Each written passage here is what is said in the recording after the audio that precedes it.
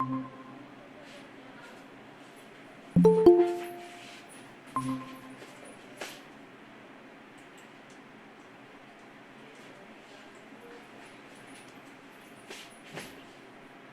Morning ma'am. Good morning.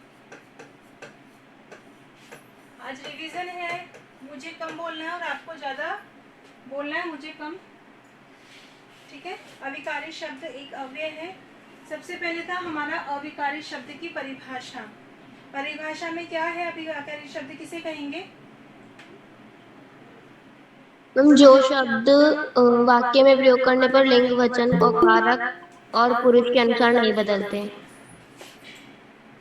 हाँ, वाक्य में प्रयोग करने पर लिंग वचन कारक के अनुसार नहीं बदलते। अब देखिए इसमें ये था, हमने ये सारी चीजें तो पढ़ ली थी, लेकिन एक चीज समझ में बदलने और नहीं बदलने की नहीं आई थी, वो आपने मुझसे पूछी भी नहीं थी। इसमें ये था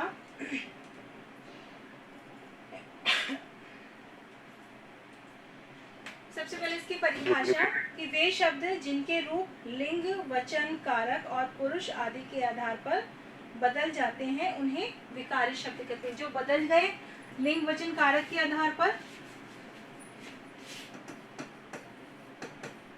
लिंग, वचन, कारक, काल के आधार पर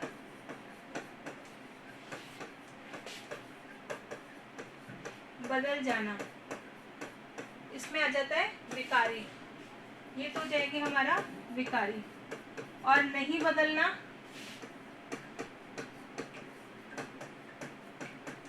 हमारा हो जाएगा अविकारी। ठीक है, यही दो थे। यानी प्रयोग के आधार पर जब शब्दों का हमने वर्गीकरण किया था तो शब्द हमारे दो प्रकार के हुए थे, विकारी और अविकारी। और विकारी शब्द के अंतर्गत ही हमारे कौन कौन से आए थे? कौन कौन से आए थे विकारी शब्द में, बताइए। संज्ञा, सर्वनाम, क्रिया और विशेषण। ठीक है। बाकी बच्चों की आवाज क्यों नहीं आ रही भाई? हाँ, सभी पढ़ रहे हैं, सभी को पढ़ा रही हूँ। संज्ञा और सर्वनाम, ये दोनों हो गया विकारी। और अविकारी के अंतर्गत कल आ गया था हमारा क्रिया, विशेषण। बेटा टाइम थोड़ा सा देख, जल्दी आ जाया करो, टाइम का ध्यान रखें। और अविकारी के हमारे अंतर्गत बाकी दूसरे बच्चों की आवाज क्यों नहीं आ रही मेरे पास? संबंध बोधक। केवल कनिष्का ही पढ़ रही है या कनिष्का को ही पढ़ा रही हूँ या वही क्लासेस ले रही है? बाकी बच्चे क्यों नहीं बोल रहे? बोलिए। और दूसरे बच्चे, दूसरा क्या था? क्रिया विशेषण के बाद हमने क्या पढ़ा था?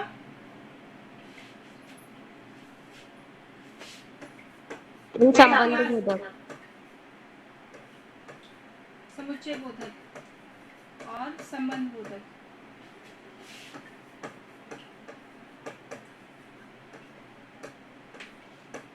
विस्मय आदि बोधक। अब तो रट जाना चाहिए, इतने दिन हो गए इसको करते करते।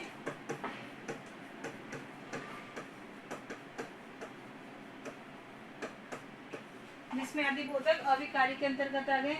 अब इसमें जो परिवर्तन किस तरह से होता है कि जैसे एग्जाम्पल क्या हो सकता है इसका परिवर्तन और न परिवर्तन होने का, में बताइए। क्रिया विशेषण तो आपको पहचानने में आ गया, जैसे मैंने एक एग्जाम्पल दिया था कि बहुत अच्छा, बहुत तेज दौड़ता है तो उसमें बहुत और लगा दिया तो प्रविशेष्य, वो सारा हमने कल कर लिया था। लेकिन क्या चीज बदलती है सेंटेंस में और क्या नहीं बदलती का मतलब क्या होता है? बोलिए। मैम जैसे अपन चीता को चीते कर देते हैं। हाँ, बहुवचन में कर दिया। और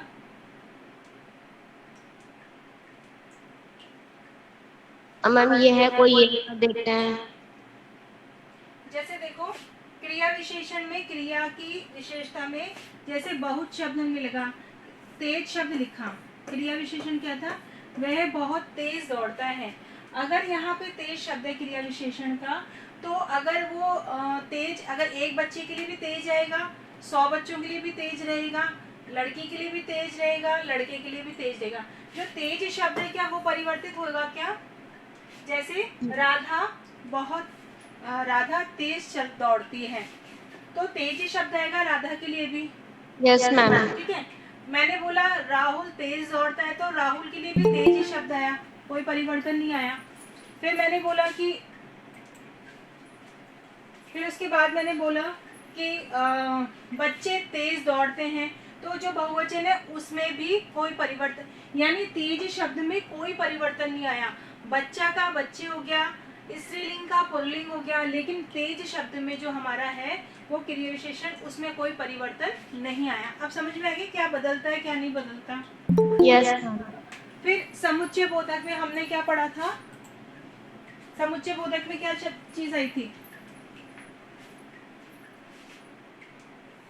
मैम जो अव्यय वो जो शब्दों और वाक्यांशों को जोड़ते हैं, जो शब्दों और वाक्यांशों को जोड़ते हैं, इसके लिए कौन कौन से शब्द हमने यूज किए थे?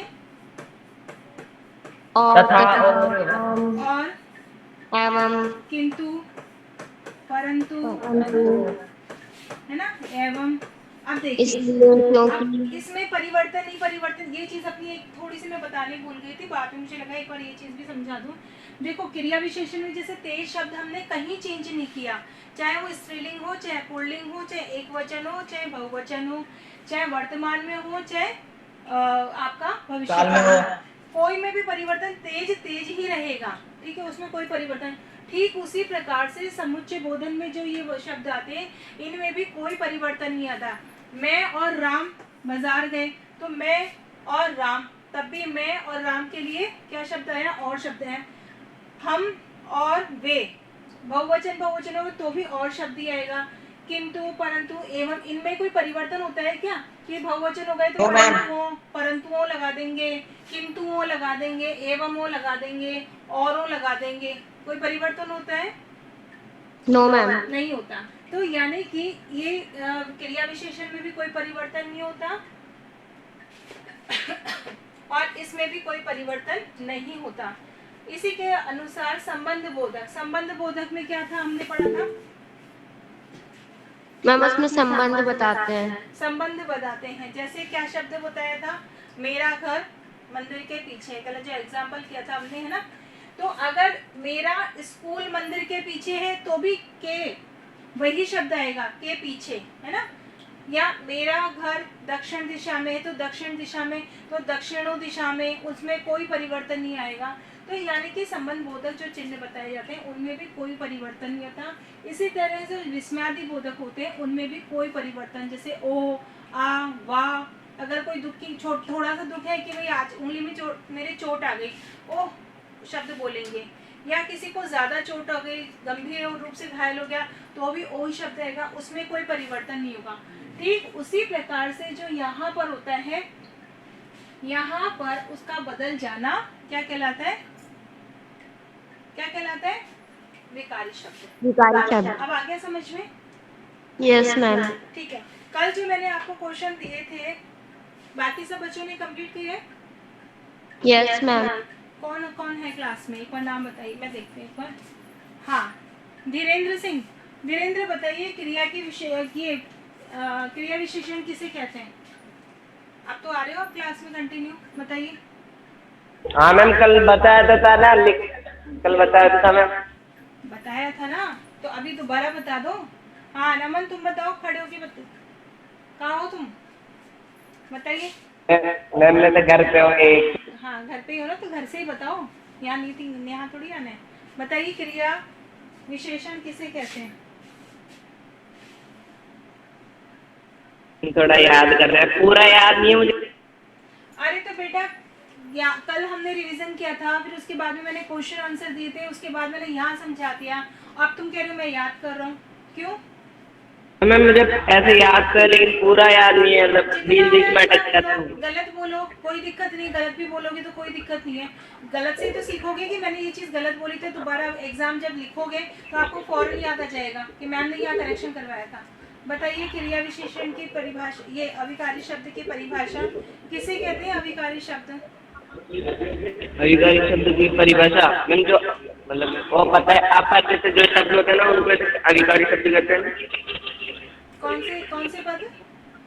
तो अपर क्या नाम, मुझे समझ में नहीं आ रहा क्या था ये। तो समझने की तो जरूरत है। धीरेन्द्र आप बताइए। धीरेन्द्र, इसके अलावा कौन है? रोहन, रोहन बताइए बेटा। रोहन आप एब्सेंट थे कल भी। रोहन। और ये उत्कर्ष धाकड़ के नाम से कौन है? मैम शायद आदित्य धाकड़। आदित्य, मैम हाँ बताइए क्या है आप तो। हाँ, क्या? अविकारी शब्द किसे कहेंगे? क्या है अविकारी शब्द? वे शब्द जो ओ क्रिया, वे शब्द जो काल, कारक, संज्ञा, सर्वनाम आदि में चेंज नहीं होते मैम, उन्हें अविकारी शब्द कहते हैं। चेंज पुरुष नहीं वगैरह होते? चेंज नहीं होते, चेंज हो जाते हैं। चेंज हो जाते हैं, सॉरी। और किसके आधार पर ये जो अविकारी शब्द है कहाँ से स्टार्ट होता है? कहाँ मतलब इसकी उत्पत्ति किस चीज से हुई है? मैम इसकी उत्पत्ति प्रयोग के आधार पे हुई है। प्रयोग के आधार पर? मैम दो प्रकार के प्रयोग के आधार पर, विकारी और अविकारी। पूरा बोलो आदित्य। प्रयोग के आधार पर जब शब्दों का वर्गीकरण किया जाता है तो शब्द हमारे दो प्रकार के हो जाते हैं। एक तो वे शब्द जो विकारी होते हैं और एक अविकारी।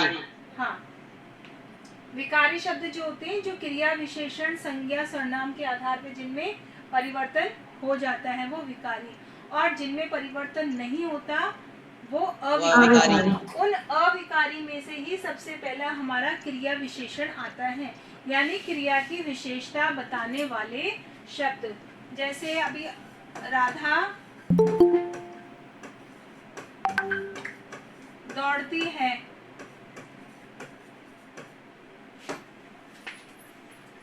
ये कौन है हुआ है अब? कार्यशाला लक्षिता। हाँ, राधा दौड़ती है। अब यहाँ पर राधा के दौड़ने में क्रिया हमारी क्या है? दौड़ती।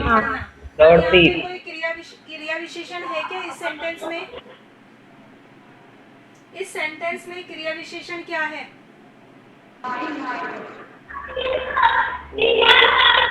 बेटा माइक ऑफ कर लीजिए, जिसका डिस्टर्बेंस आ रहा है। बताइए, राधा दौड़ती, इसमें क्रिया विशेषण क्या है? मैम इसमें खाली क्रिया है। Yes ma'am. यानी क्रिया क्या, क्रिया विशेषण शब्द नहीं है, क्योंकि हमने पढ़ा था क्रिया विशेषण वो थे जो क्रिया की विशेषता बताते हैं।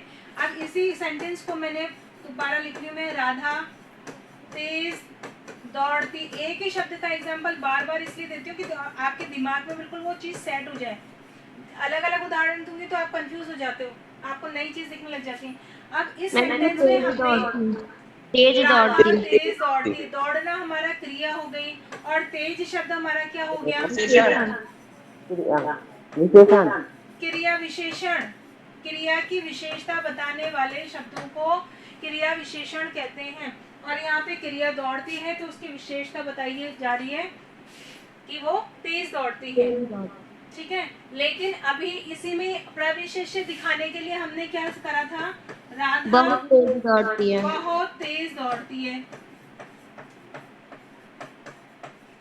अब इसमें भी हमने क्या, दौड़ती शब्द हमारा हो गया क्रिया, तेज हो गया हमारा क्रिया विशेषण, लेकिन बहुत शब्द हो गया हमारा क्रिया प्रविशेषण। यानी कि जो क्रिया विशेषण की भी बताते हैं, विशेषता बताते हैं, वो हमारा क्रिया प्रविशेषण कहलाता है। ये छोटी मोटी चीजें समझ में आ गई क्या अच्छे से?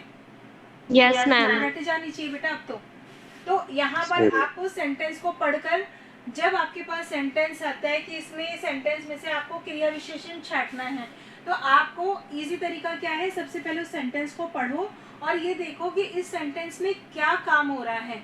जो काम होता है वो हमारी क्रिया है, और जो क्रिया हो रही है, जो काम हो रहा है, उसमें क्या खास बात बताई जाती है, तो वो खास बात है उसके आगे लिखी होती है, क्रिया के आगे, वो हमारा क्रिया की विशेषता हो जाएगी, यानी क्रिया विशेषण हो जाएगा।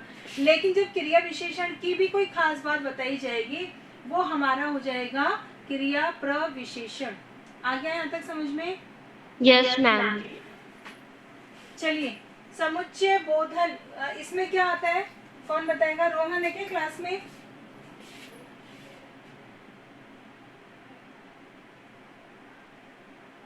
बताइए रोहन। लक्षिता पाराशर, लक्षिता क्लास में है? Yes ma'am. लक्षिता रिप्लाई क्यों नहीं कर रहे हो, या क्लास ऑन करके चले गए हो? प्रियांक चौधरी, प्रियांक चौधरी बताइए जल्दी से। Yes ma'am. प्रियांक एक तो ये बताइए, स्कूल क्यों नहीं आ रहे हो आप? मैम आ जाएंगे। कब आएंगे? आपका एग्जाम नहीं देना है आपको?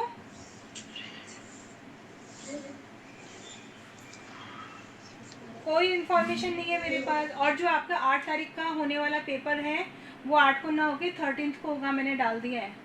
Yes ma'am. आप लोग गलत फहमी Yes, मत करना ma'am. कि आज का पेपर कैंसिल हुआ है, क्योंकि 8 तारीख को अपने स्कूल में एग्जाम है, इसीलिए आपका 13 को होगा वो पेपर। सागर बताइए, समुच्चय बोधक के अंतर्गत क्या आता है? देखो बार बार बोलती हूँ, गलत बोलो कोई दिक्कत नहीं, लेकिन बोलो। Yes ma'am. हाँ, जो सागर। वह दो शब्द वाक्यों में जोड़ता है उन्हें समुच्चय अव्यय कहते हैं। बिना देखे बोलो, आप बिना देखे बोलो, बिना देखे बोलिए। Yes ma'am. हम्म, हम दो शब्द वाक्य या वाक्यों में जोड़ता है उन्हें संबंधबोधक अव्यय कहते हैं। अव्यय सब कहते इसके हैं। एग्जाम्पल कौन कौन से हैं संबंध बोधक की?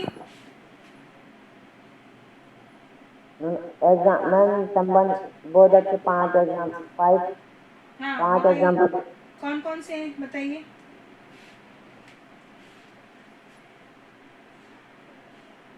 संयोजक, हाँ,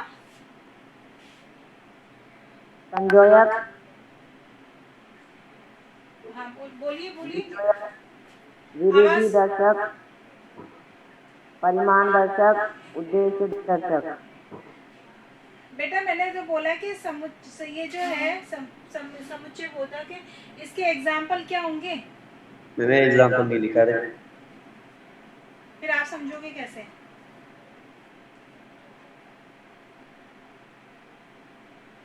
अरे अभी समझाया नहीं था क्या?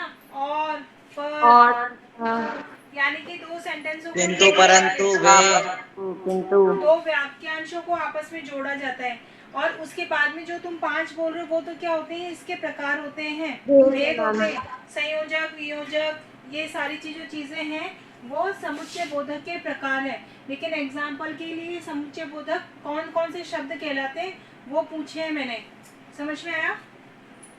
इसमें जैसे हाँ, और न 2 बार आ जाना, नहीं तो, परंतु, इसलिए, क्योंकि, ठीक है। तो ये आपको पता, अगर आपसे पूछे कि समुच्चय बोधक होते क्या है, तो आपको पता होना चाहिए कि दो सेंटेंस को जोड़ने के लिए जिन शब्दों का प्रयोग किया जाता है उसे समुच्चय बोधक कहते हैं। जिसे आप इंग्लिश में कंजक्शन पढ़ते हैं, बार बार समझाते हो दोनों चीज को। अगर इन दोनों के बीच में हम इनका प्रयोग नहीं करेंगे तो सेंटेंस हमारे अलग अलग हो जाएंगे। फिर आता है हमारा संबंध बोधक। संबंध बोधक में क्या समझाया था बताइए?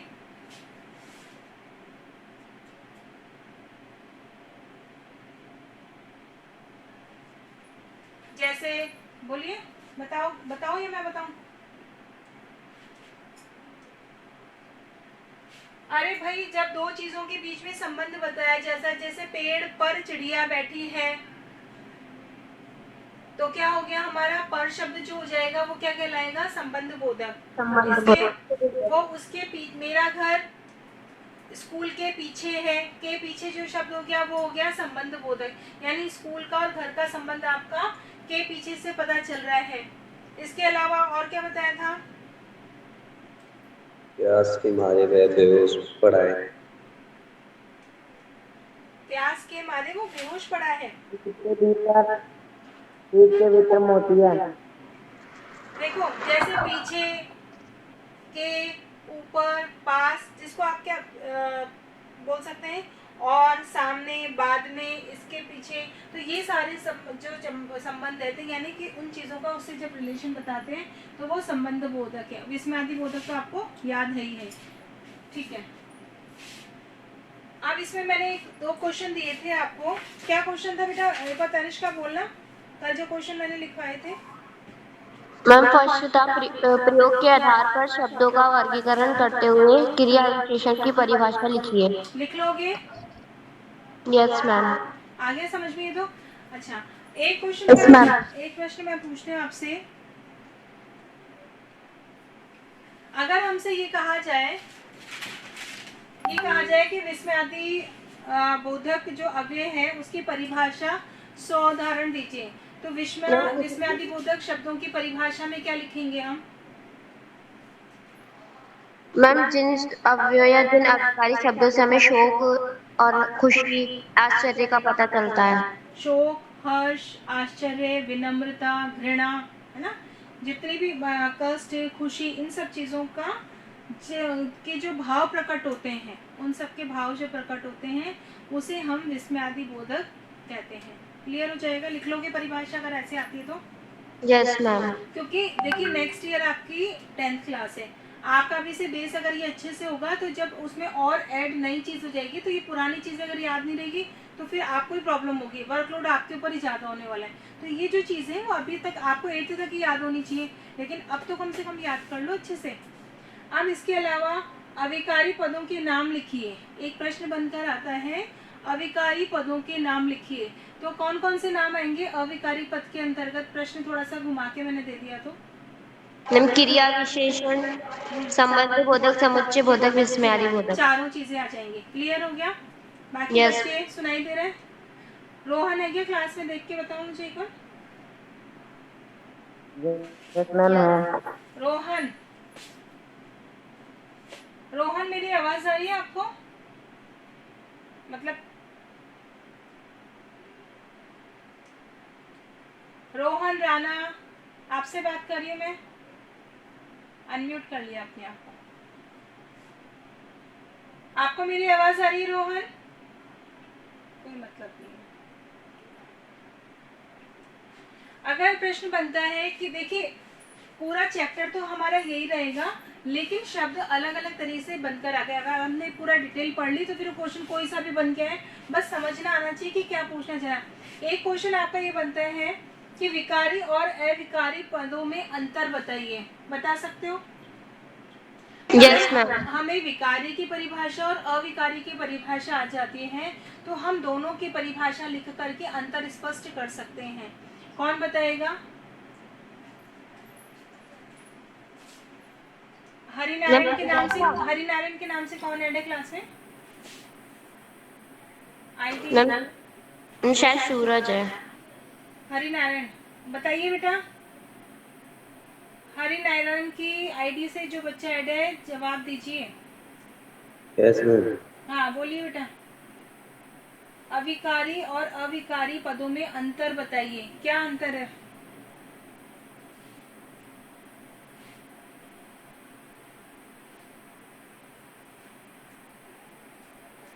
मैम मैं बताऊं? हाँ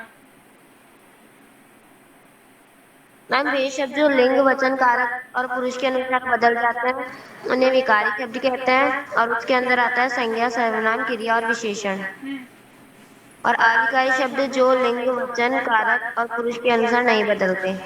देखो सामने लिखा हुआ है, सामने देख के तो बोल दिया करो।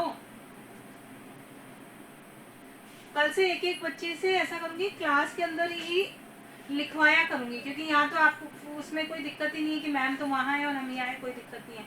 कल से आप लोगों का क्लास के अंदर जो मार्कर है उसी से आप बोर्ड पर आकर एक एक बच्चा लिखेगा, तभी याद करोगे तुम लोग।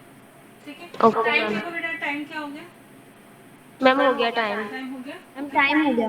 चलिए ठीक है। जो बच्चे नहीं आ रहे वो प्लीज स्कूल आना शुरू करो।